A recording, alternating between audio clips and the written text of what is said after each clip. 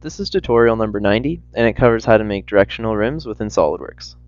Now to start off, make sure that you have the wheel assembly open and that you have the dish open. And make sure that this dish is related to this assembly so that when we make changes, we're going to see them in the assembly. Now first, I'm going to show you a couple pictures of a directional rim and a non-directional rim just so we know the difference.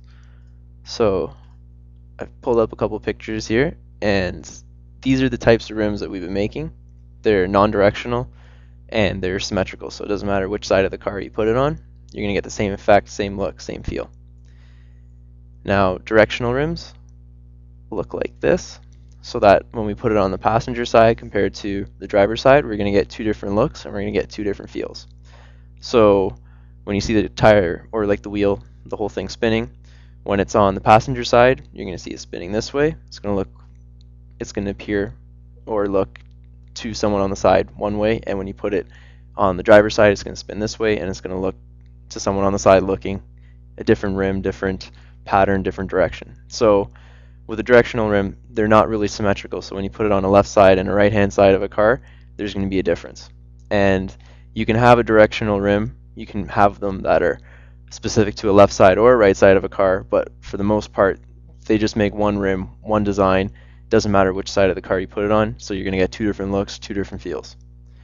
So now let's go and let's make a directional rim. So let's go onto the dish, click the top plane, click the top face, and let's make a couple circles. So make one circle that's outside and make one circle that's inside. Click Smart Dimension, and let's make this one 230. And just throw a dimension on this one here and just leave it. And click the line tool and click the center point and click on the line here. Doesn't matter, it doesn't have to be perpendicular or anything to that. Now we're going to click another line here, and we're going to make it perpendicular to this line here. So just go straight up. And for this one, we're just going to have a little bit of a feel around. We don't have to make this perfect, so just pull it out, say about halfway out to the edge. Get the 3-point arc, click a point there, and just pull it out a little bit so you get the edge. Don't have it below. Actually, you can do it either way, it's up to you. Just pull it out. We're just making one side different than the other corner, just so we can see like the direction kind of thing. So you can pull it in or you can pull it out. It's up to you. I just want to show the direction, like a directional rim, so one side's going to be a little bit different than the other. So let's pull this in like that. And let's put a 3-point arc here. Click the line and let's delete these two circles. Click Feature, click Extrude Cut, Mid-plane, and just keep going until it goes all the way through. Click OK, and now we have our first notch there cut out. So click Circular Pattern, and let's do it 5 times. So 72 degrees, 5 instances. Click OK, and now we've got a directional rim. If we look at it straight on, we're going to have a different effect if we have it on the driver's side or the passenger side. So now let's flip back to the assembly.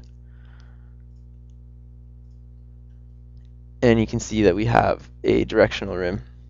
So when we put it on the passenger side, when it's moving forward, this little cutout here is going to be moving forward. And when we put it on the driver's side, this straight line here is going to be moving forward. So let's just render this, see what it looks like.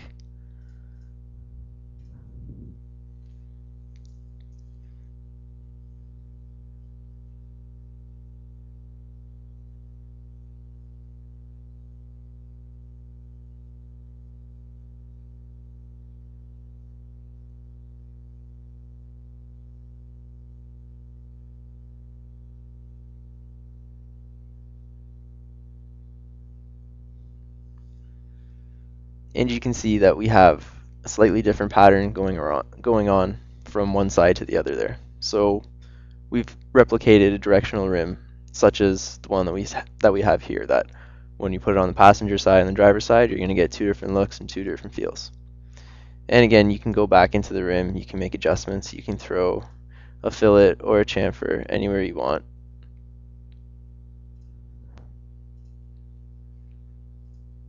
Let's try a chamfer. Let's chamfer these edges here. And we'll go back to the assembly. And we can see that we have the chamfer there, the fillet there.